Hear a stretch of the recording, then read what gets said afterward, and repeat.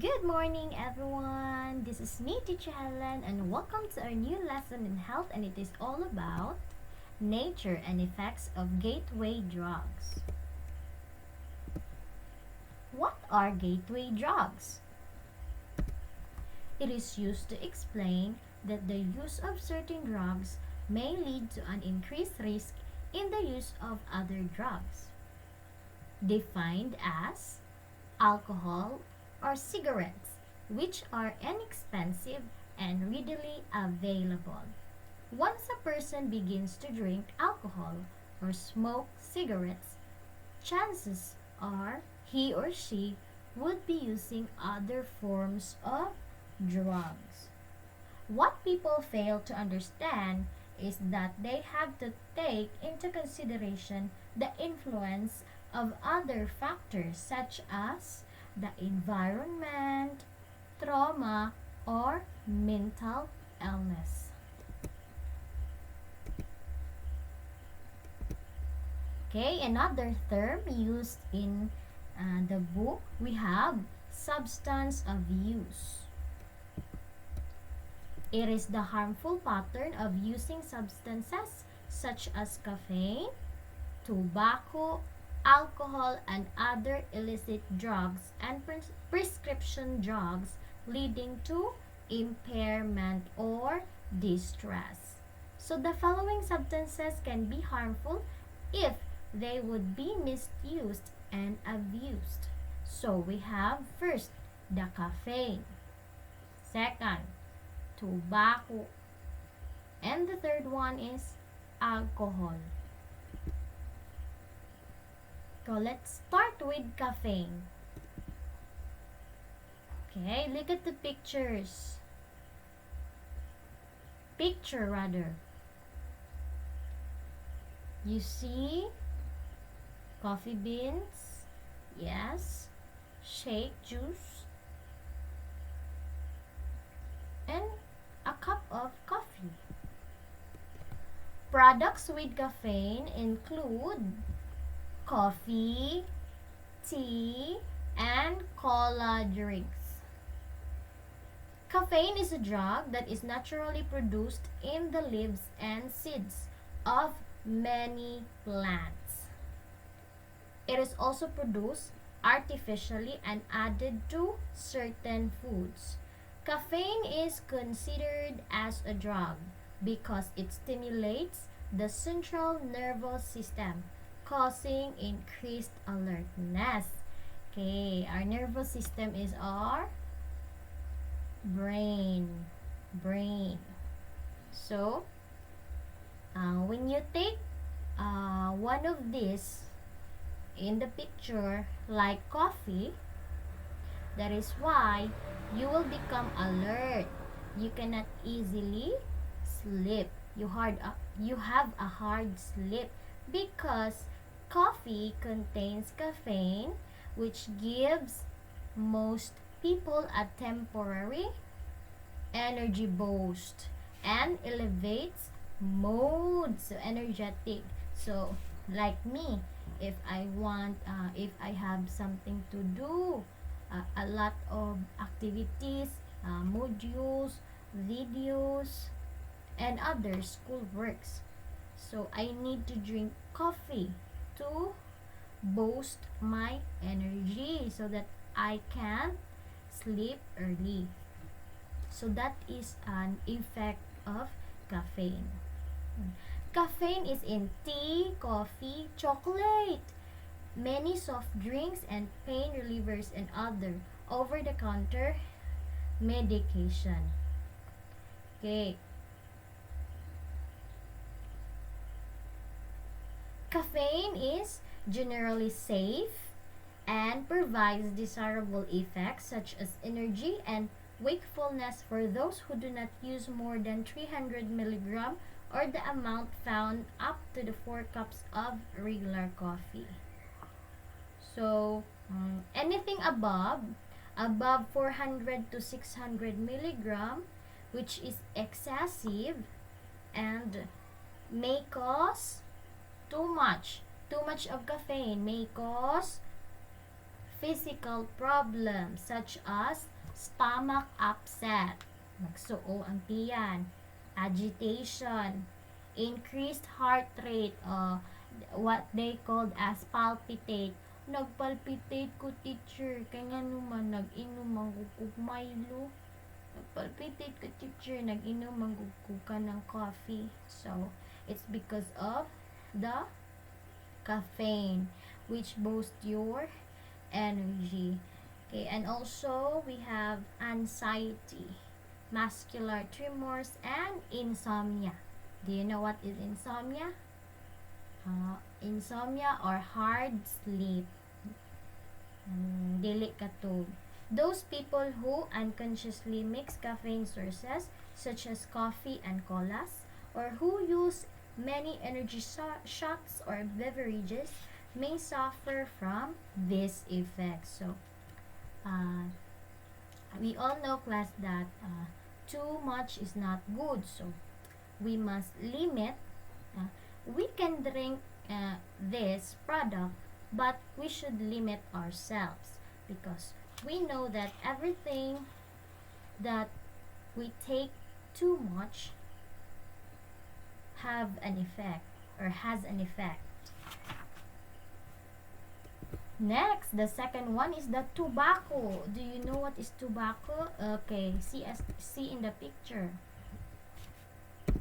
Tobacco is a green leafy plant that is grown in warm climates. Its leaves are usually dried up, ground up, and used in different ways. It can be smoked in cigarette, pipe, or cigar. It can be chewed. Really? Cold smokeless tobacco or chewing tobacco are sniffed through the nose, cold snuff. So in this sentence, it can be chewed or sniffed through the nose. So I seen it in the movie. So have you seen it in the movie, class? The movie, just like a movie theme, mga millionaires. They have, when they smoke, they do not use pipe or cigar. They're just, they look like they're eating something. So that is an example of chewing tobacco. They were sitting down and they're chewing something like this. That is an example of chewing tobacco. Or sniff. Some of the characters in the movie do like this. So it's a kind of tobacco, class, which can be sniffed through the nose. So why is tobacco is a gateway drug? It's called as a gateway drug because tobacco contains nicotine. Again, nicotine is one or more than 4,000 chemicals in cigarettes and in smoke. Nicotine is a drug. So, once you smoke, your body will tend to want more. This means that you use tobacco, the nicotine in it is a stimulant. Smoking leads to develop health problems such as heart disease, stroke, emphysema, and many types of cancer. So, have you tried to see or to look for cigarette, class? Kanang cigarette,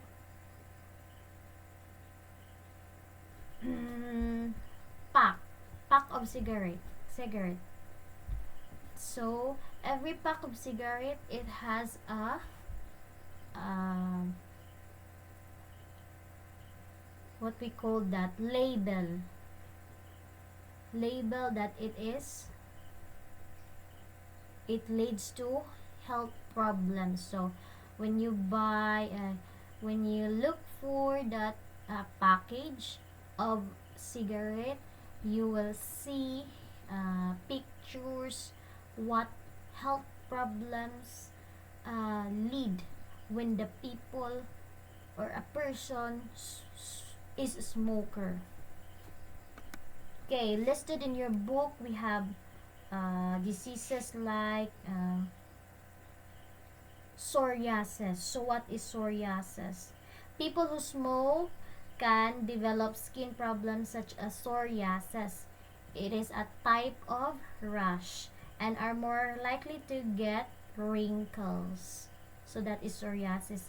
And also highlighted in your book, we have osteoporosis. So I think osteoporosis is something like in the bones. A condition that causes older people to become bent over and their bones to break more easily, and na osteoporosis. Smokers also tend to be less physically active than non-smokers because smoking affects lung power. Lastly, we have the alcohol. Why is alcohol a drug? It is classed as depressant, meaning that it slows down vital function, resulting in slurred speech, unsteady movement, disturbed perceptions, and an inability to react quickly. Most people for the stimulant effects such as beer or glass of wine. So, some people class they say that alcohol is good to your health. Remember again, yes, it is good, but too much is not good. But if a person consumes more than the body can handle, they experience alcohol's depressant effect. They start to lose coordination and control. So we have alcohol overdose may lead to inability to feel pain, toxicity where the body vomits the poison, magsuka, vomit, and finally unconsciousness. Yes, unconsciousness, just like when you ask uh, uh, person who is drunkard, what have you done last night? Then he will say to you, I don't know. Nakalipat sa gibuhat, gabi ikinahubog. Or worse, coma or death. So too much alcohol can cause comatose. And worst is death. Nakakamatay. So we have kinds of alcohol. So, in your book, it is mentioned ethyl alcohol or the ethanol. It is the only alcohol used in beverages. It's produced by the fermentation of grains and fruits. We have also highlighted in your book fermenting. It's a chemical process whereby yeast acts upon certain ingredients in the food creating alcohol. So, reaction times, in alcohol class, the reaction times are delayed. So when you drink alcohol now, the reaction will be later. Maybe 30 minutes later or 1 hour later.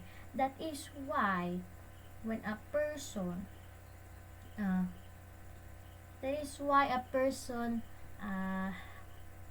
or people are told not to drink when they are driving or when they are going to drive because the reaction will be delayed. If for example a person now is drinking alcohol, then he has to drive way home later. So what will happen to him if he drink a lot of alcohol? So what will be the reaction after 1 hour or after how many minutes? He will act as nothing happened to him. But in reality, when he was driving, he was totally out of his character. Manang some are, hala, nabangga lagi to. Teacher na na-crash. O nga naman, hubog man kuno to teacher. Oo, that too much alcohol. Mm. That is the reaction time are delayed. So, tell your parents, tell your loved ones and relatives that when they drink alcohol, do not drive after.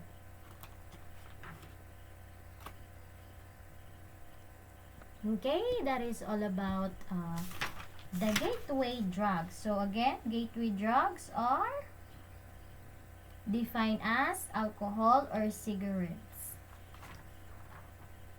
Okay, now, what are the impact of using and abusing of gateway drugs? So what are the impacts to you, to your family, and to your community? So individual. So to you, if you are abusing or using of gateway drugs, okay, we have A, your body. In your body, drugs can immediate and long-lasting effects on your physical health well-being.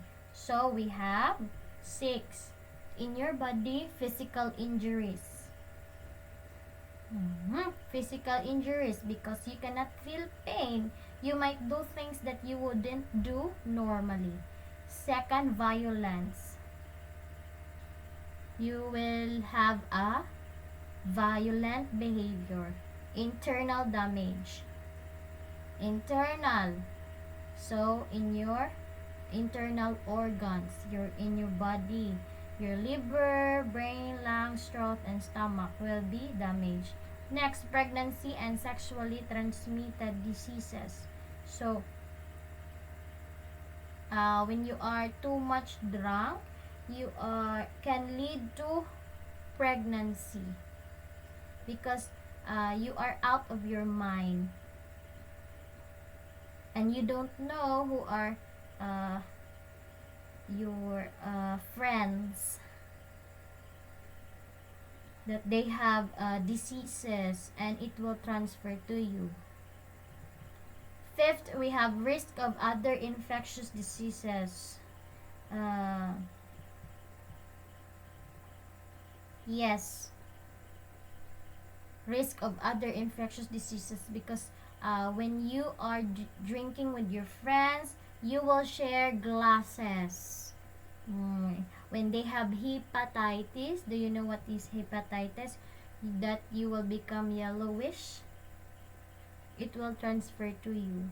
TB, tuberculosis, it will transfer to you. Next is addiction. Once you are, you drink once, twice, and more, you will become addict to alcohols or drugs. Next, we have your mental and emotional well-being.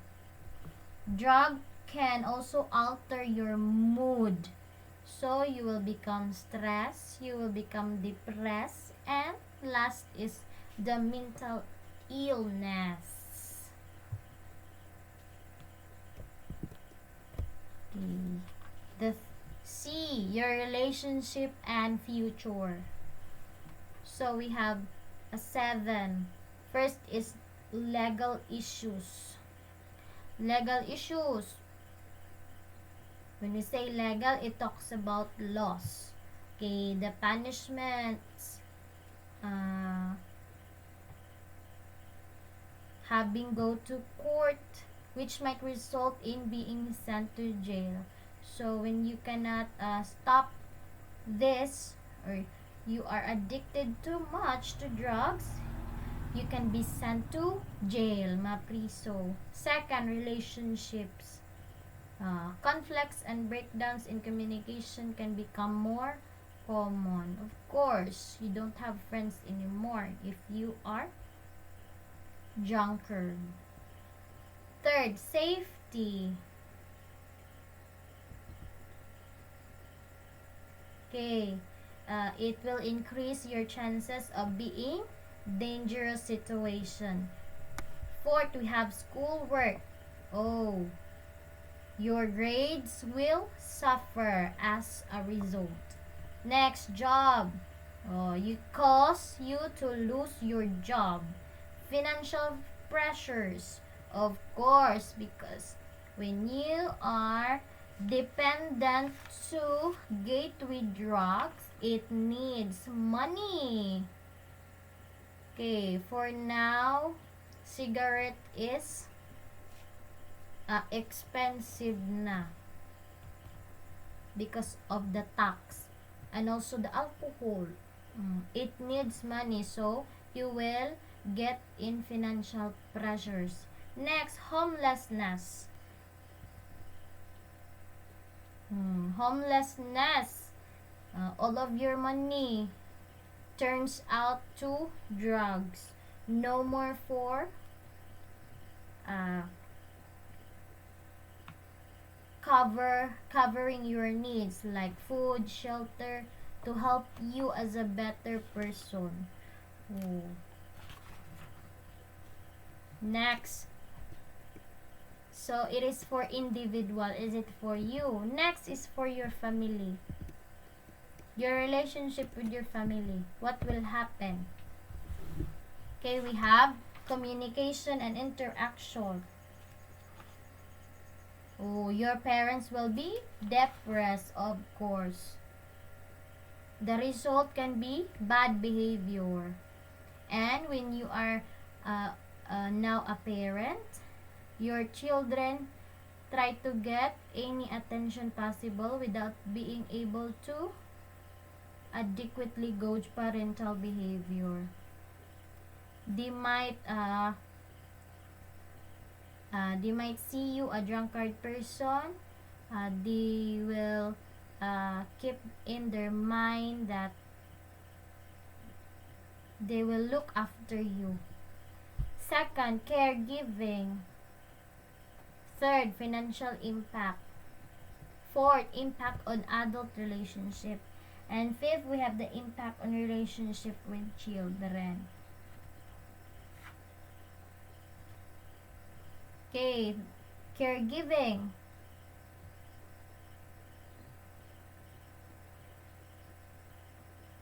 When we say caregiving, it talks about diseases.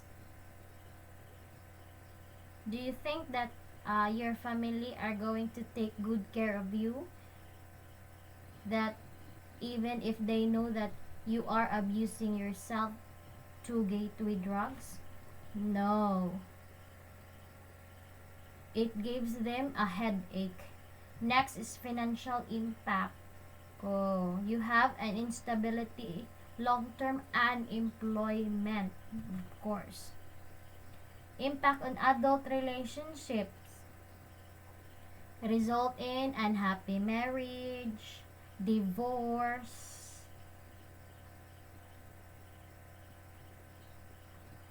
and also increased levels of partner violence. Yung nananakit ka na ng ibang tao. Impact on relationship with children. Endure suffering, confusion, and pain in their homes. Okay, next we have the community. You are dealing with the community. Drugs use is a problem for the individual drug user. A community drug problem emerges when there are a significant number of people engaging in problematic drug use in a particular area and the community does not have adequate resources to deal with the problems that arise. A community drug study entitled Developing Community Indicators for Problem Drug Use is able to identify the usual problems of an individual's addiction that are compounded in communities. So, in community, it is being highlighted by our President Rodrigo Roa Duterte about drugs. It is his goal to have a zero drug addict in the Philippines. But it is hard to do it. But little by little,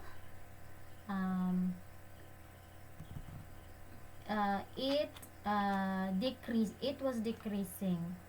No? because of the punishment given by our president. So, in many communities, playgrounds, parks, and recreational areas are taken over by the drugs trade. Okay, again, for our healthy life, substance use, abuse, and dependence can negatively impact every aspect of an individual's life. Again, substance use, abuse gives negative effect to your life. Early detection and intervention can prevent or treat substance abuse. The support of the family and the community will help them recuperate and choose the right path to their recovery. That's why the people who are being addicted to gateway drugs are being spent to rehabilitation. They have rehabilitation center, and they have also attended seminars. So thank you for our president for that opportunity.